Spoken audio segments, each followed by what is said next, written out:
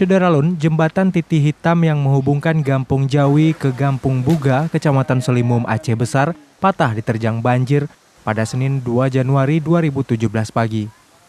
Jembatan tersebut bengkok pada pukul 3 pagi akibat tingginya intensitas hujan yang disusul meluapnya aliran sungai hingga ke atas jembatan.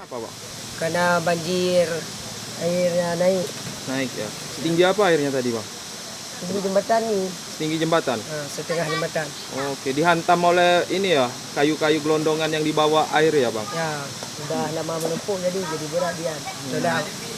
Oke, udah ini enggak, ini apa?